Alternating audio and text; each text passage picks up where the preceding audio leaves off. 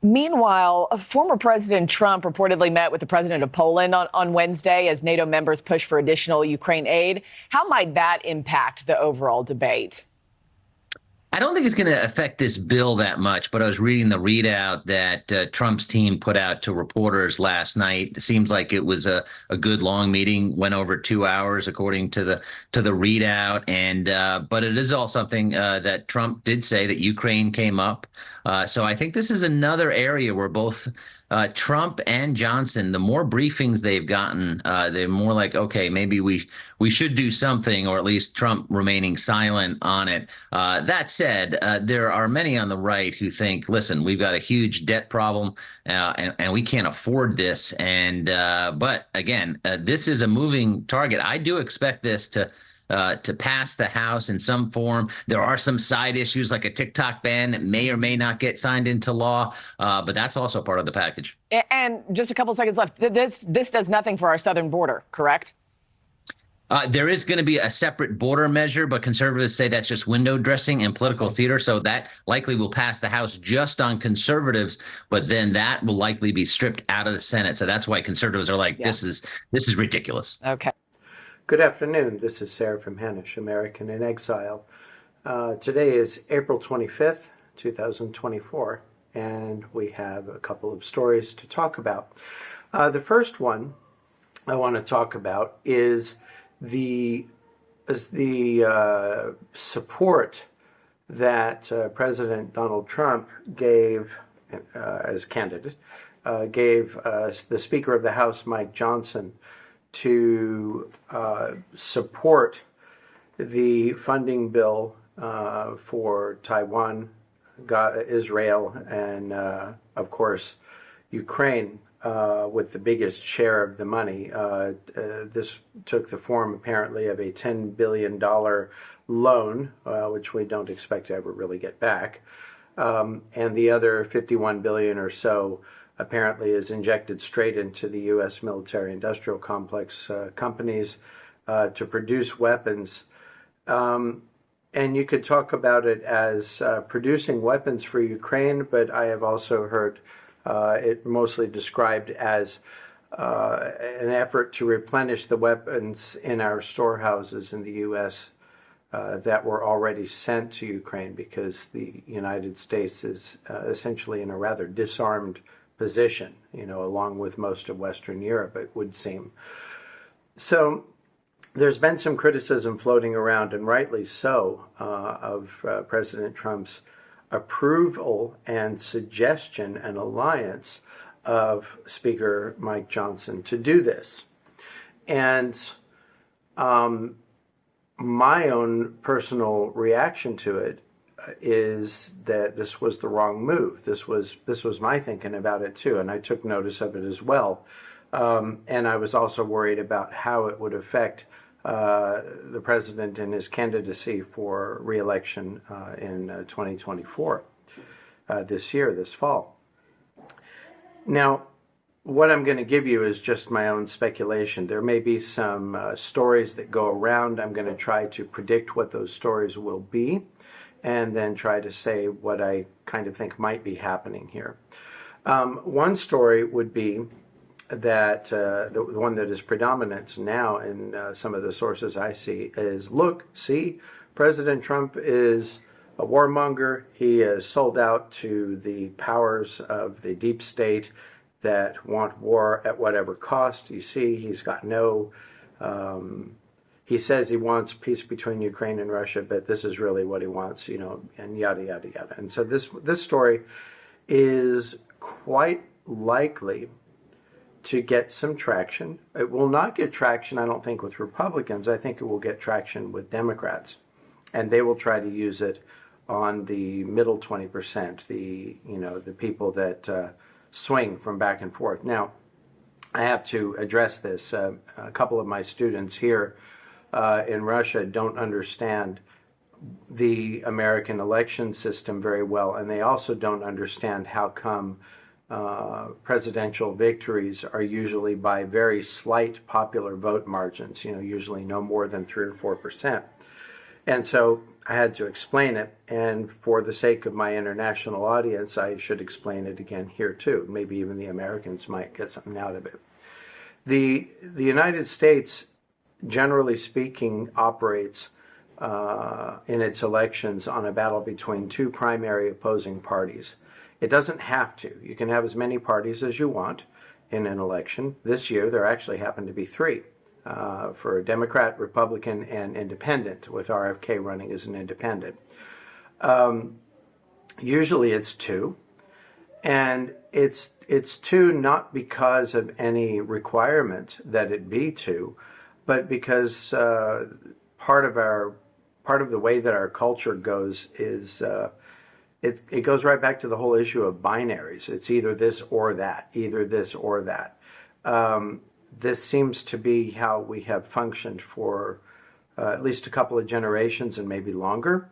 I think personally, I believe it comes out of Protestant and before that Roman Catholic style theological thinking, which both of which share the feature of a very hard, fast definition of what is morally right and what is morally wrong, even though the complexity of human behavior, sinful or not, usually puts us somewhere in the middle of this spectrum. You know, sometimes we do things right, sometimes we do things wrong. It's not very holistic. You know, for example, just as a reference, in the Orthodox Christian Church, one of the books that gets a lot of reading is a book called Father Arseny, and it's about a priest named Father Arseny Streltsov. Well, and some of his adventures and people that knew him and people that he knows. And one of the stories had a woman who was a thief, a professional thief, and she stayed at somebody's house during the Soviet times. She needed a place to lay low, and so she stayed and she helped and was there, and she never said what she did, but it was known that she was a professional thief. And one day, as according to her usual nature, she simply left. She left a pile on the table underneath a cloth and a note saying, "Please take this, it is for you, it is clean." And she underlined the word clean, emphasized it. And it turned out to be a whole lot of money. Now, the family went to a priest and said, "What do we do with this? You know, we don't know where she got it from, but she's given it to us, and now she's gone." And so the priest said, "Well, give a third to the poor and keep the rest." Notice what he did not say. He did not say go to the police and say that this professional thief got it and all this kind of stuff. He didn't say that. He said, give a third to the poor and keep the rest. Also, I don't know if it was the same priest, but there is in this story that a priest did hear this thief. Her name was Irina. He heard her confession, and his response was, "What an amazing soul. What an amazing soul. This woman is a professional thief." Okay, so in the binary thinking of Roman Catholicism and Protestantism, we would find ourselves wondering, why on earth is this priest talking about how beautiful the soul of a person who is a criminal is, who is doing something that is immoral, that is always wrong? And so we have a hard time in public discourse understanding that is the way that things more really are. I think Americans understand this at a personal level very easily, that life is a lot more complicated than just either this or that. But politics in the United States is usually argued on binary terms. And so usually presidential contests are two parties. And the third party is usually very inconsequential. It may serve as nothing more than a spoiler for one or the other parties, and that's kind of what seems to be shaping up this time too. So the issue then is also cultural, about political party alignment among Americans, and this is also defined largely by family and history. So, for example, my grandmother, my rancher grandmother, was a lifelong Democrat. And apparently her parents and her parents before that were Democrats. She could not make herself vote for a Republican. As a matter of fact, it was an interesting story. When Barack Obama was running as a Democrat, my grandmother told me, I don't know what to do. I cannot vote for a Republican, but I also cannot vote for a black man. You see, the generation, the racist idea, and all that kind of stuff was strong in her, and so she really didn't know what to do. To change her party affiliation, to vote on policy, would have been for her a betrayal of something that seems rather ingrained, and that's the family tradition. You always vote for the Democrat because the Democrats used to be quite helpful for small businesses, farmers, and so on. So even though the Democrat Party itself had completely changed by that time, she couldn't change it. And given the possibility of a black candidate, she couldn't handle that either. And so she didn't, I don't know what she actually ended up doing. She may not have voted at all. She was actually talking about that as an option. And that was also scandalous for her because as an American, you vote. Tradition, right? So we can say that 40% of the United States is one party and will never change, no matter what the party position is.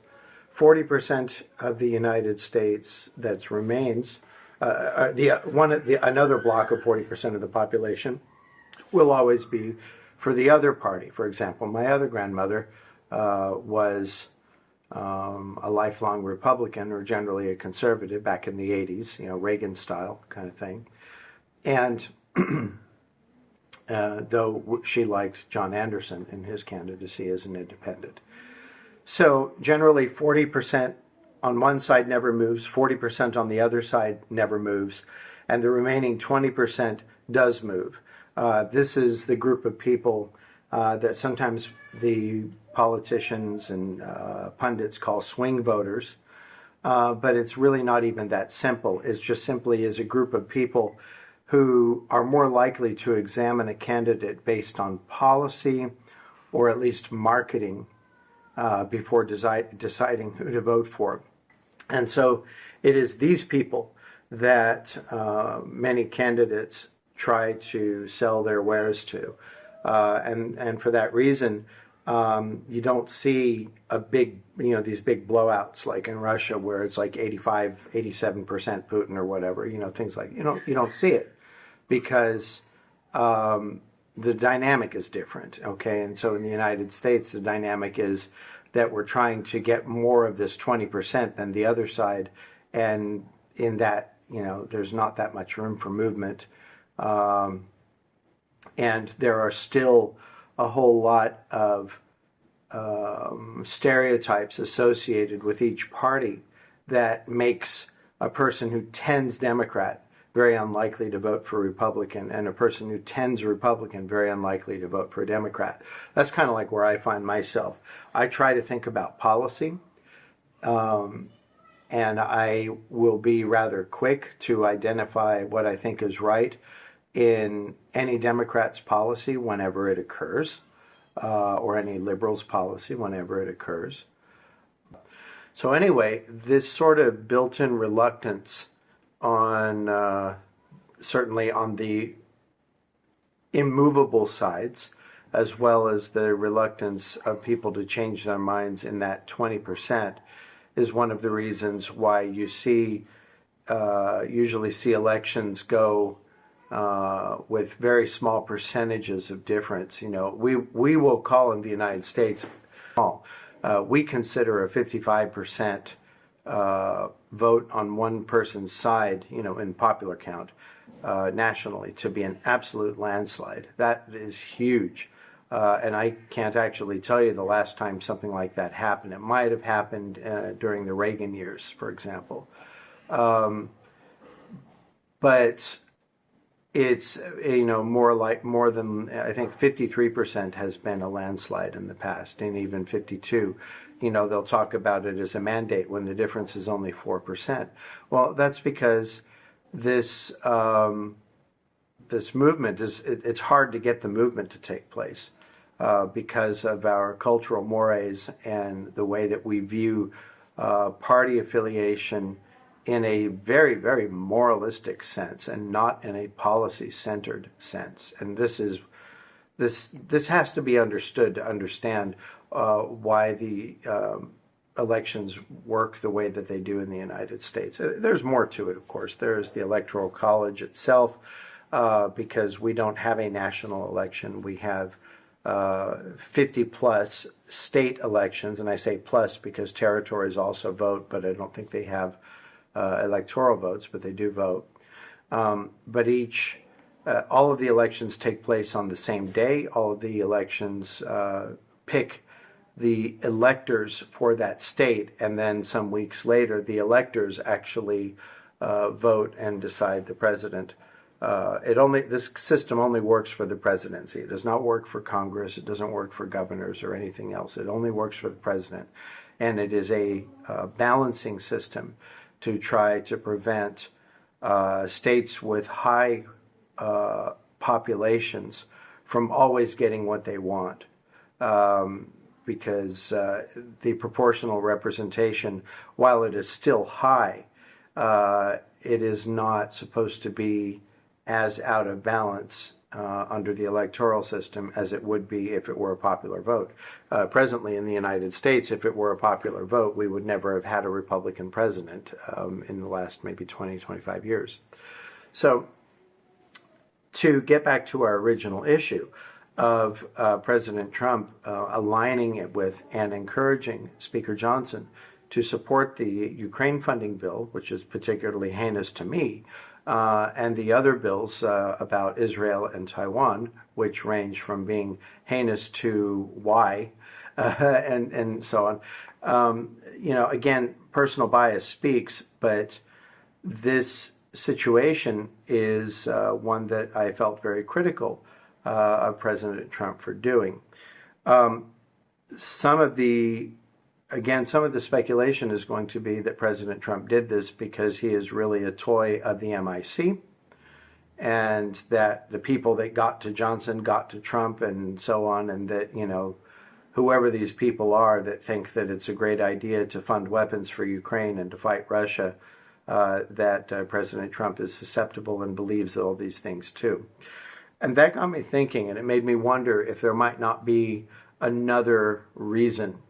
Now, keep in mind, please, that I am a major, major Trump supporter. Okay, so bias, okay? I wish to try to point out some thoughts that probably come out of my hopefulness, but I also want to offer them just as consideration that they might be true. Okay, I'm not saying that they are. Okay, I'm not going to be one of those guys that tries to say that this is what it is or this is the secret plan or anything, because I really don't know. But one of the things that we all know about President Trump is that in his first term, the allegation against him all the time was that he was a stooge for President Putin and that he was working for Russia's interest and not the American interest. This came from the Democrats. This came from Hillary Clinton by her orders, by her schemes to work with, I believe it was a company called Fusion GPS, and to get a no longer MI6 member to create a fabricated document that shows that President Trump is involved in collusion, whatever collusion may mean.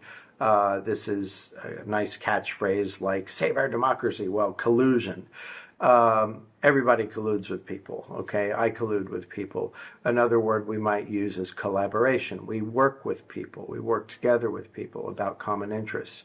But collusion with Russia, collusion with Putin, President Putin, would be seen as the American president selling out to not only foreign interests, because China's okay and Israel is okay, but Russia,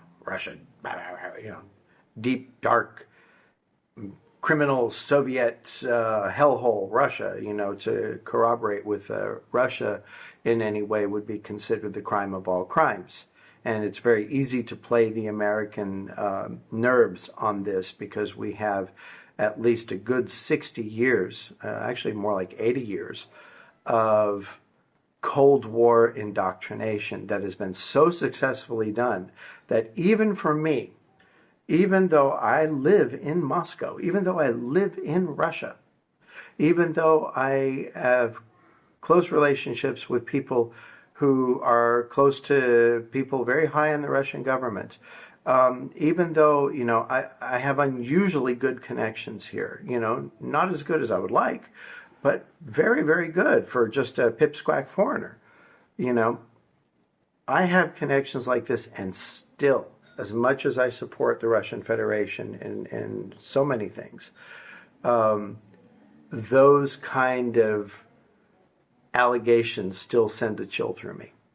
That's how good this programming is, okay? I have to be like, and think about it. And I think about it because I actually have experience. I have opit, the Russian word for living here. I know some things about what it's like. Certainly not everything, but I know some things. I've been here for a long time. And I have written and studied the way things are in Russia. I've gradually gone from it's all sunshine and roses to a bit less sunshine and roses. There's some things I really don't like about it, but Russia's doing a lot more that's right for itself than the United States is at this point. And I think that's just a foregone conclusion. The cities are clean, the crime is low, people are not going nuts, drug use is heavily punished. Traditional values are very, very strong and getting stronger. The church is strong and getting stronger. So there are a lot of things that I can just rattle off that are very, very good. There are some also very, very bad things. Russians are terrible at PR. They don't understand how to say, I don't know how to do something. Let's get somebody who really does know how to do it in on things, particularly with regards to the English language.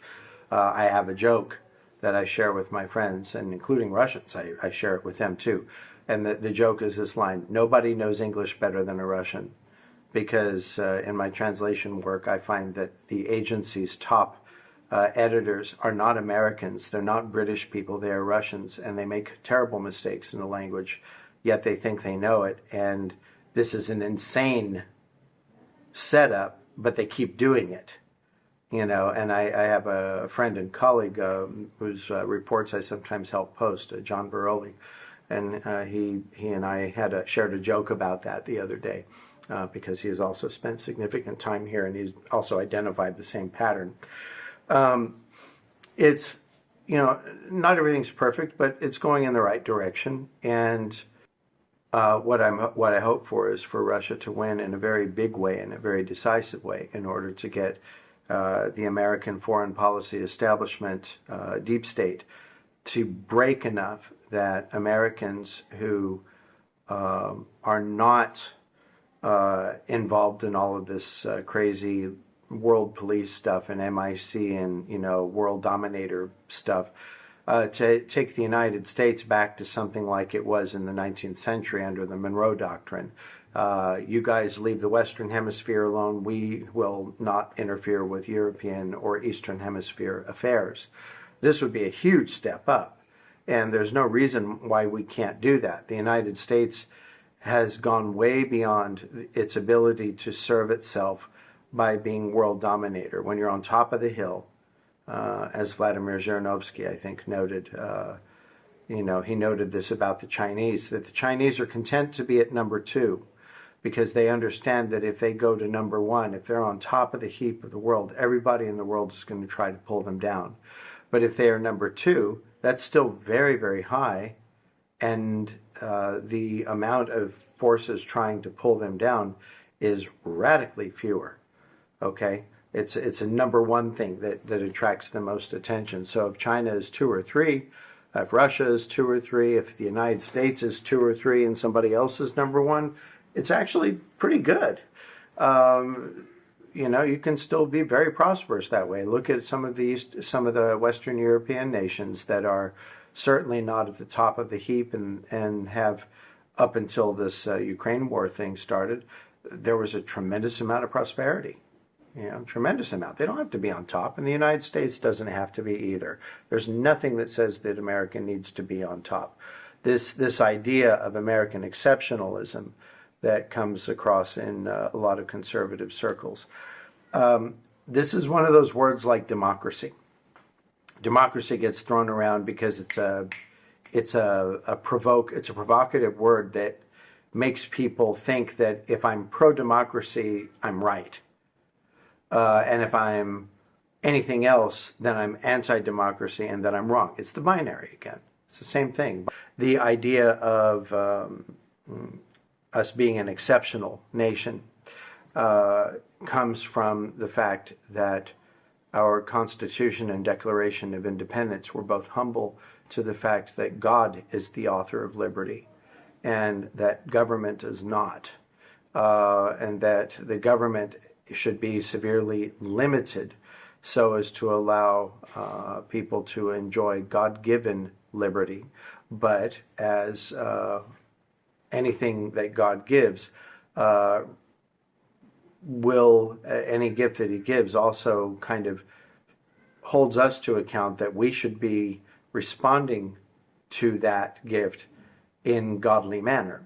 In other words, we have to be good, we have to be truthful, we have to be honest, we have to be fair, we have to be loving, we have to do all of those things. Essentially, and the Founding Fathers write about this, apparently in the Federalist Papers in very many places, that if the United States does not have its cultural and social identity as a Christian society, then it will fall apart. Richard Dawkins said almost the same thing not too long ago. He commented that while he is a professed atheist, he is a cultural Christian, because cultural Christianity brings everything that is beautiful in society into existence. And so he was talking about, I love the churches in England. I love to go visit them. I love to see these beautiful places and to listen to sacred music, even though he doesn't believe in God. Without those things, the alternative is horrific. And here, see, this is the thing. It's not hard.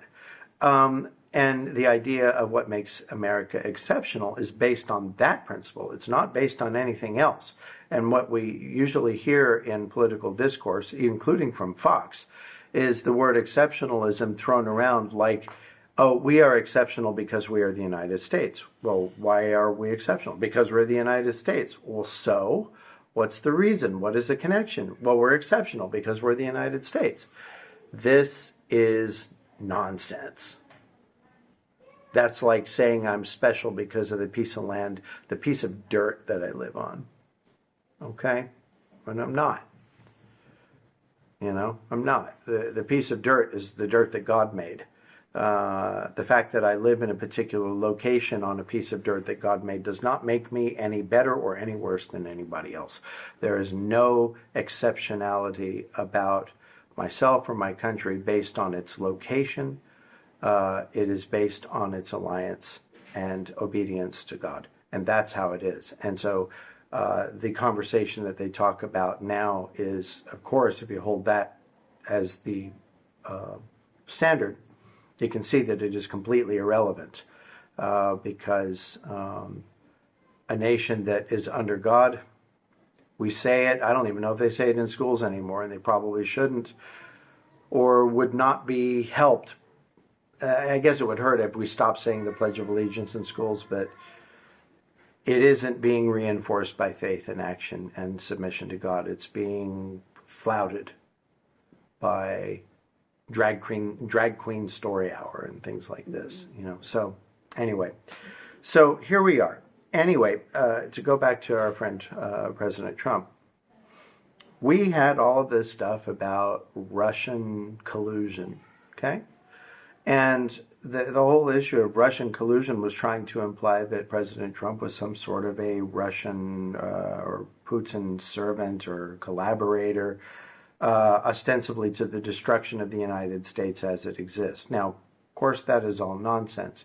But the success of Russiagate was built on the success of the existing propaganda narrative about the Soviet Union, and which still persists about modern day Russia, in particular about President Putin, because he was a KGB employee. He was an agent, worked there for a long time, and now he is. But the U.S. people conveniently skip over the history that it was Boris Yeltsin, their hero, who picked Vladimir Putin to be the leader in Russia, to take his place. Okay. And that Boris Yeltsin was having his own problems and he resigned, but this was the guy. He said, this is the guy, okay, he's going to help us. And so the president that apparently the U.S. completely loved because they thought they could take advantage of him, maybe, or that he at least presented no threat of Russia reorganizing itself and strengthening itself again into a great power. Then, President Yeltsin says, this guy's going to come and he's going to fix it. And President Putin has done so. Is President Trump a collaborator with Russia? No. I would probably be more of a collaborator with Russia than he is, and I'm not either. I live here. I support the country. I'm a citizen of this country, as well as an American citizen, sure. But I don't have any role in shaping the policy of the Russian Federation. I'm just a guy in an apartment with a phone doing occasional videos, and writing stuff sometimes. I translate documents and teach English and sometimes produce music. I do a lot of things that do not move the world politically, most things. So I don't think I'm a colluder or a collaborator either. I just happen to support the Russian position on things because I believe that supporting the Russian position supports America as founded. Okay, that's how I see it. So this idea that I got today was this. President is now on record telling the Speaker of the House to do something that supports Ukraine. I think it's a terrible idea to do something to support Ukraine, but if you think about it, the weapons that get sent over there are still the $61 billion. There's a lot of news saying that weapons were immediately sent, that ATACMS were sent weeks ago or months ago quietly. There will be some that get sent over in this batch, but we're not going to see instantly $61 billion of weaponry just suddenly appear in Ukraine. We're going to see some. ATACMS missiles, probably, the long-range ones, that get 180 miles, 300 kilometers. So they will and have already started to be aimed at targets that are in Crimea, that'll be in the other new Russian territories. They will be aimed beyond the Russian territories to try to get to the command centers that are in the older provinces that are further to the east. They will, Alexander Makuris, I believe, or Christopher talked about, I believe, the idea that Gerasimov himself would be probably targeted with these longer range missiles and other toys that the Ukrainians will have. But as to whether they are going to get a flood of new weapons, it doesn't really seem like that's going to happen. They will get some, and most of them will be destroyed. And I agree with the assessment. It will make the war last longer, but it will not change the outcome because Russia is holding all the cards. It has the huge upswing in terms of military production, and it has tremendous amount of manpower. Most of Ukraine's remaining manpower that could be conscripted apparently seems to be either hiding within the country or in other countries around Europe. Zelensky passed a law that if you're a Ukrainian citizen, even if you're outside of Ukraine, you have to update your records to be able to come back into Ukraine. Well, let's use a little logic. If I left the country because I don't want to be drafted, why do you think I would register to be drafted? Okay, it's probably not going to happen. It's dumb. It's dumb, as a lot of these things are. So anyway, President Trump is on record for having supported Ukraine and not Russia. And that could be an opportunity for him when people start trying to throw Russia stuff at him. All he has to do is say, look at what I did with Mike Johnson. I told him a way to support Ukraine. And everybody voted for it. And everybody waved their Ukrainian flags illegally in the House of Representatives. So what are you talking about? Now, I don't know if that's the reason he did it. But from a standpoint of dealing with this stupid propaganda politics, it's a brilliant move if it was in fact intended to do, because got it on TV, got it in documented form. Look what I did. Just take a look. And it gives them nowhere to go. It gives these people nowhere to go. Okay? Or at least a lot less of a place to go. So perhaps that is something to consider. Now, do I agree with the move? No. I think it would have been a much more productive, I don't know if it would be productive, but it would have been a much more principled, ideal move for the House to continue to refuse to bring any support of Ukraine legislation to the floor unless and until the border security issues are addressed in a reasonable way. Now, what does that mean? That I think that is a sellout, and that might have been, if there is a mistake that President Trump made, it would be that. And I'm not sure it's a mistake, but it looks like one, because he could have said to Johnson, no, I don't want you to do a single thing until Biden moves on the border. However, again, bias warning, but let's take a look at it. It would probably be better for Trump to fix the border than it would be for Biden to do anything to fix the border, wouldn't it? So this could be another advantageous move where Trump gets to keep the border issue, sort of. Though he's going to be criticized for not saying that Johnson should have stuck up for it. But there could be a counter for that too, and said, and do you really think that Biden would do anything? He's not been doing anything already. So why, the Senate's going to shoot it down. The House may not pass it. So what do you do? So this may be some clever politics. You can call it 4D chess, 3D chess, whatever you want. It'll probably come out in a way that is in favor of President Trump, but I don't like it. Okay, I don't like it because for me personally, I'm more driven by what is obviously right, and to move in that direction, and I'm not a very good person at political maneuvering. I don't trust it because too many people maneuver, and then at the end of all of that maneuvering, my side is in worse shape than it was before.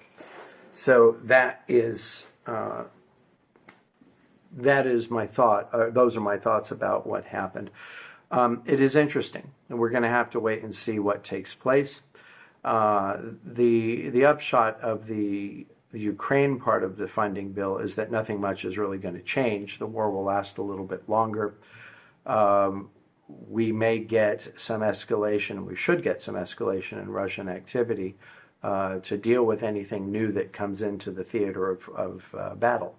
But it's not going to change the outcome at all. It's probably going to make Russia take over more of Ukraine eventually is the bigger likelihood. And we also have to watch and see what happens when President Zelensky's term legally ends, which I believe is May 21st. What happens then is going to be also an interesting piece of news.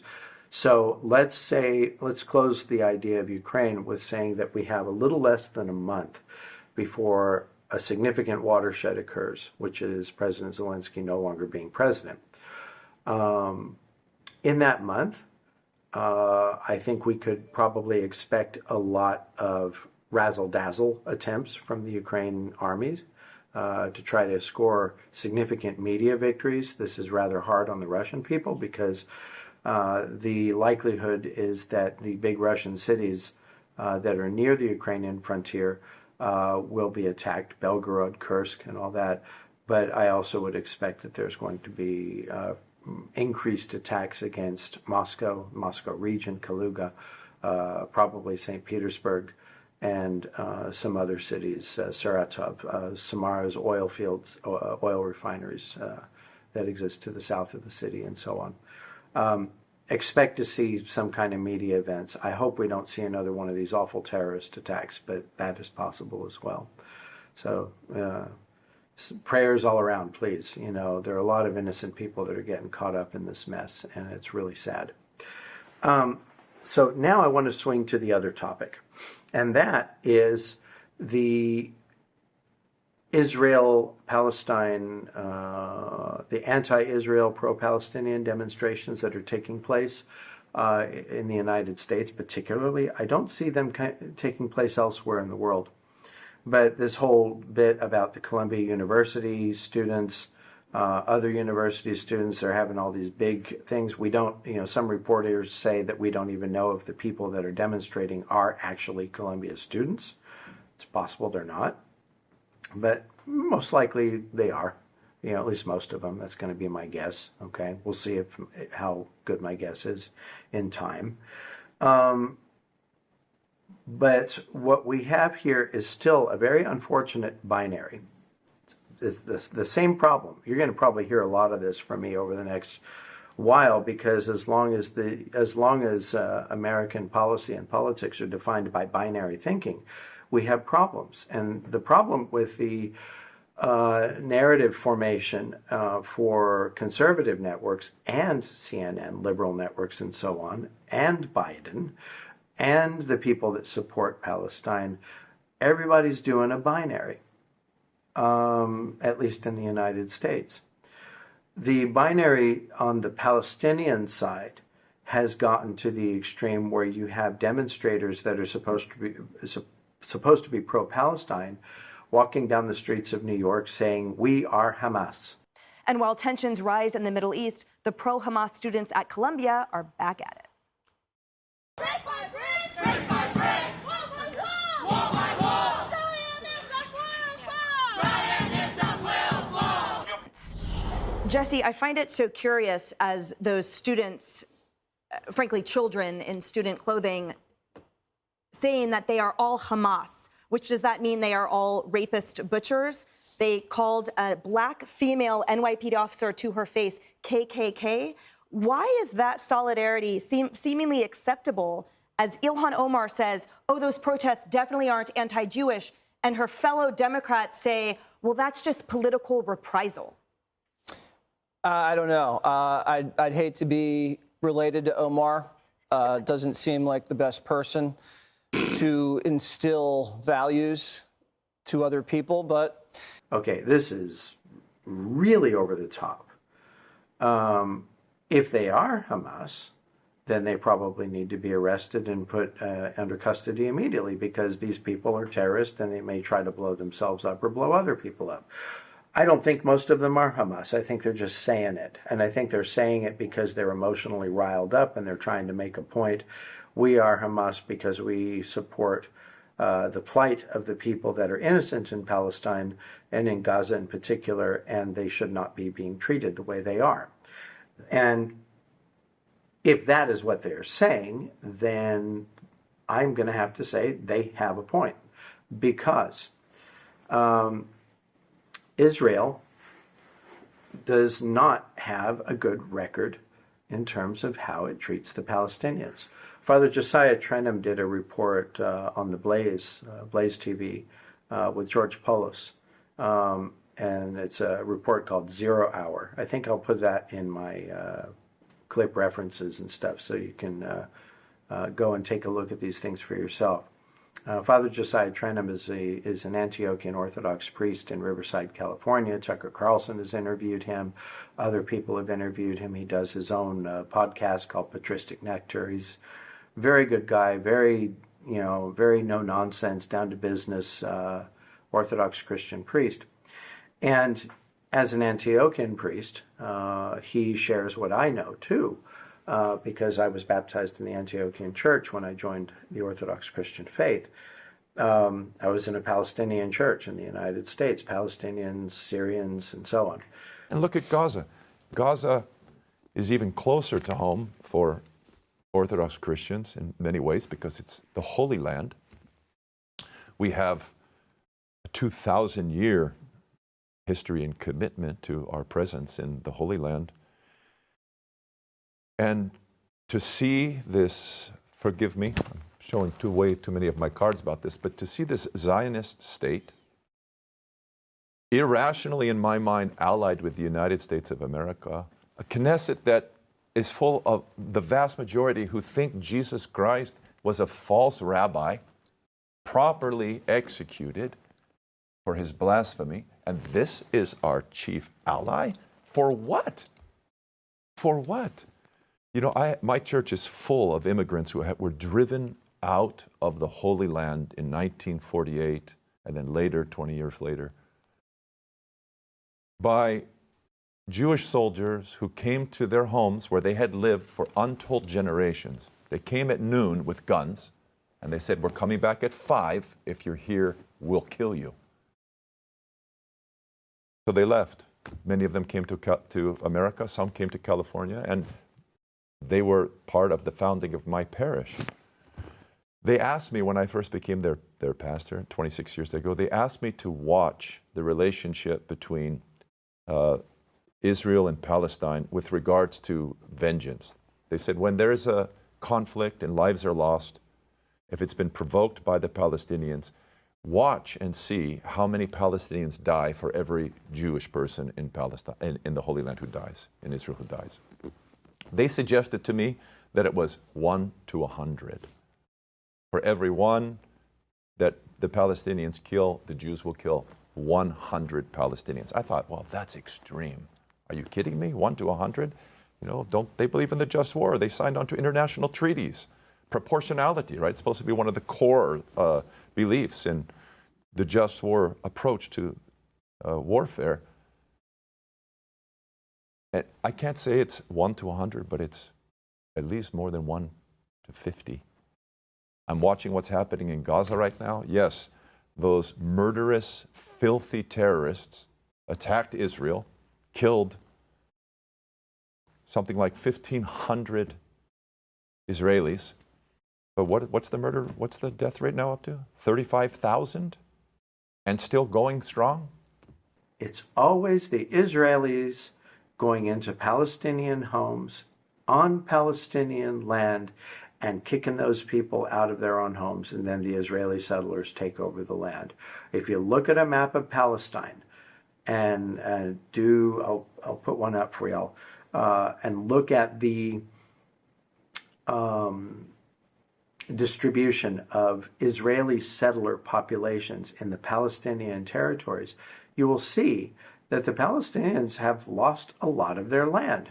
It's not theirs. There are Israeli people living on their sovereign land that was agreed to, on paper, at least by both parties and supported by the United Nations.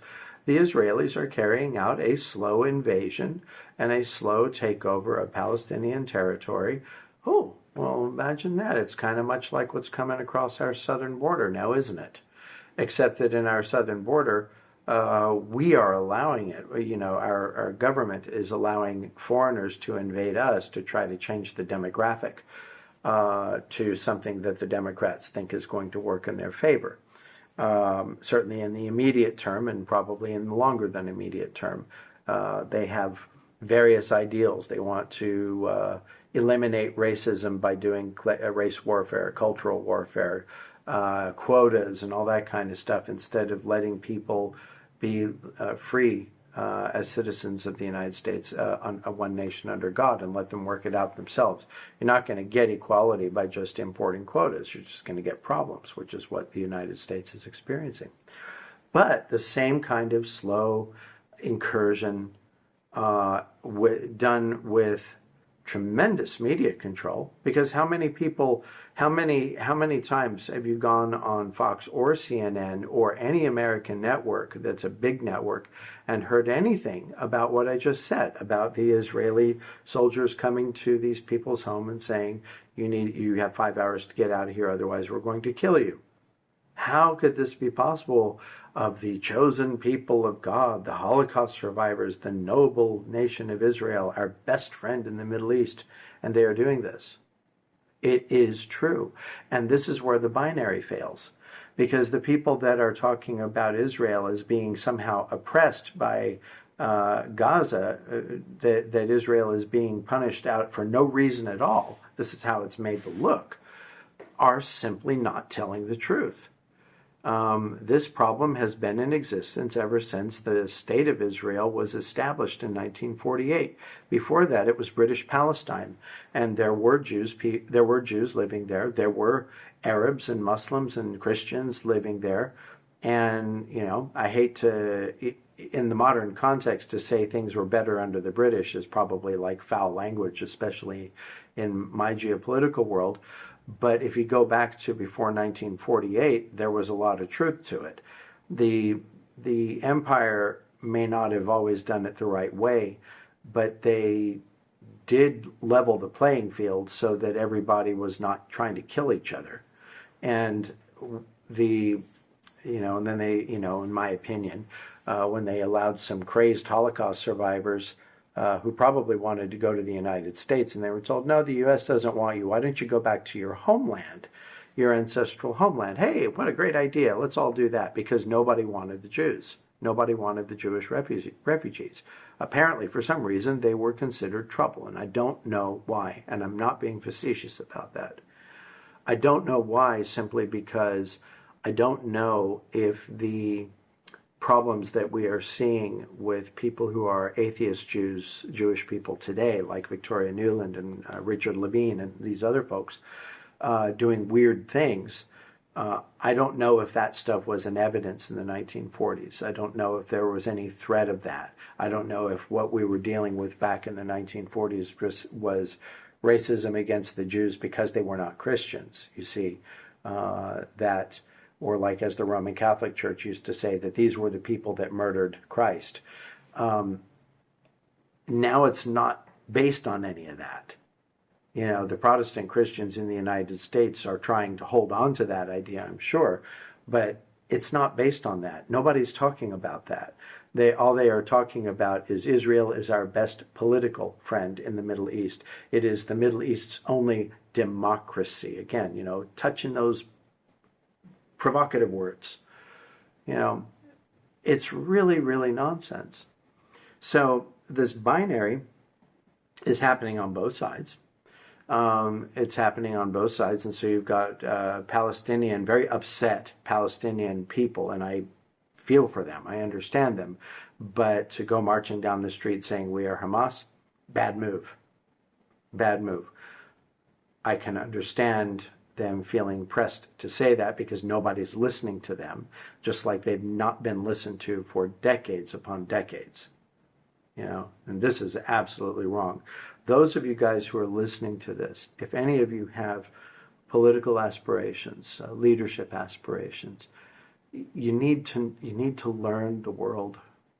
If you're going to get involved in international politics, you need to learn that the world does not operate the way that the Americans think it works.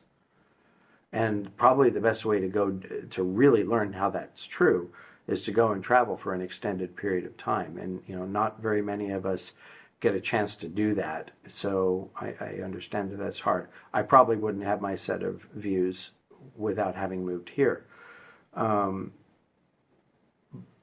But there are still ways to learn, because I started to change my understanding of Israel and Palestine slowly because of my proximity around Palestinian Christians, and they gradually and gently showed me what was going on.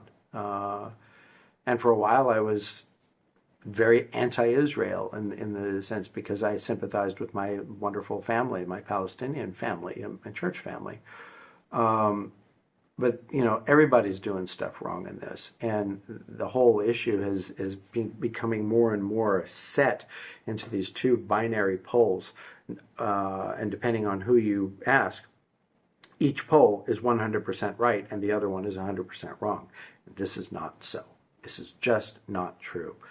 The Israeli people and the British and the Americans and other people that formed the plan to divide Palestine into a Jewish and Arab state are the first perpetrators of the wrong, because it generally doesn't work well when you build a nation like that. Okay? It just, people don't like being shuffled around, no matter who you are. Try getting relocated from your house. I bet you're not going to be happy from that. Think about it.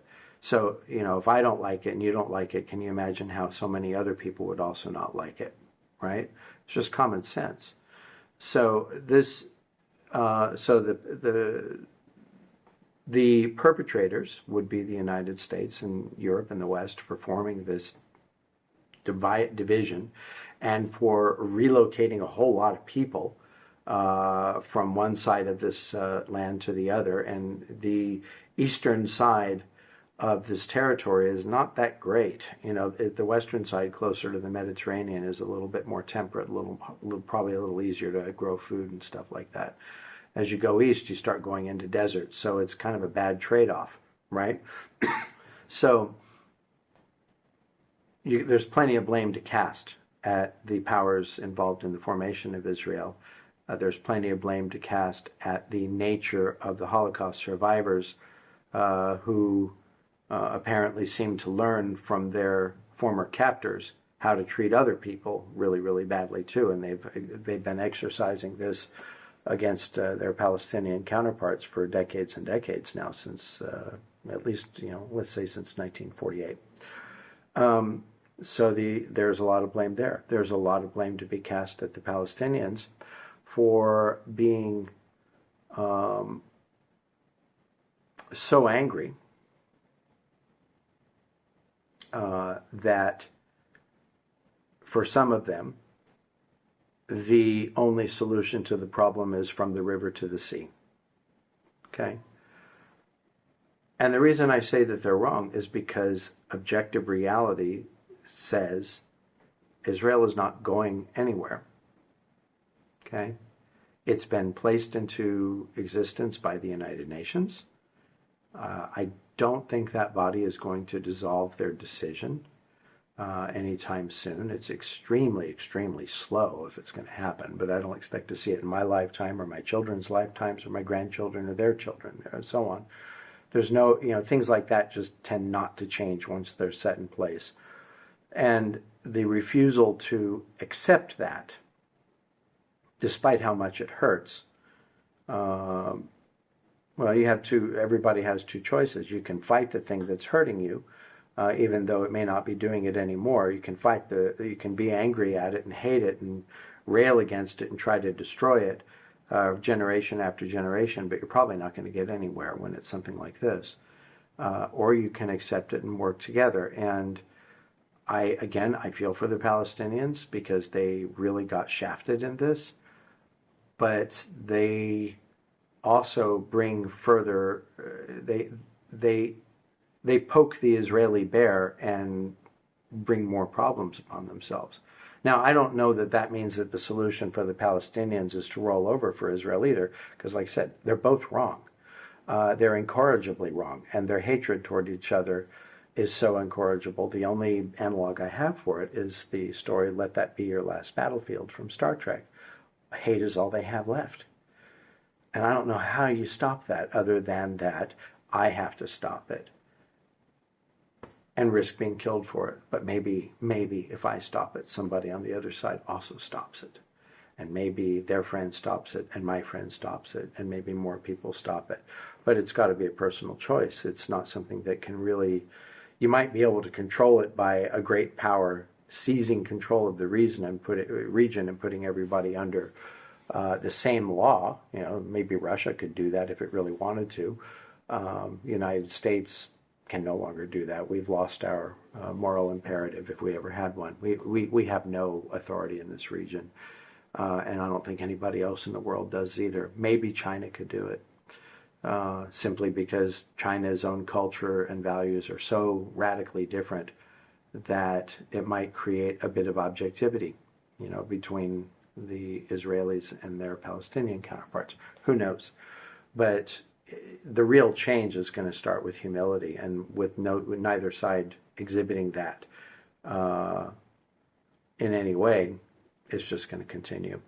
And unfortunately, the binary argument in the United States is doing nothing but causing further strife within the United States. So it's very possible that the point of the anti-Israel demonstrations, or even the pro-Israel demonstrations, if there are any in the United States, is not about Israel and Gaza and Hamas at all, but it is the framework by which people who wish to keep the United States in a state of turmoil and disorder succeed at doing their job by pitting people against one another with really useless and irrational binary arguments.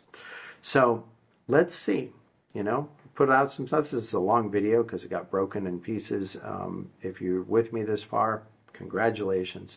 If you like it, subscribe, send me suggestions if you want me to talk about anything else, and share this with people that you know. Maybe it might be something of use to them. I thank you guys for the comments. Some of you have shared very kind comments with me, which I appreciate. I always love a little bit of praise. I only want it if I'm right, but I think I'm right. So everybody does, though, so I might be wrong. I also appreciate the critics. Doesn't mean I'm right. Why not have a discussion? I'm not an oracle. I say what I see, but just because I say it, just because I see it, doesn't necessarily make me right. I'm not God. I'm just an observer, and I'm caught in the same stream of nonsense and media propaganda and all of the psychological stuff that goes on just as much as everybody else. I take longer to report it sometimes because I feel it necessary to think about stuff for a while. So there it is. I wish you all a great day or evening, whatever time it is you see this, and may God be with you, and I look forward to speaking to you again soon.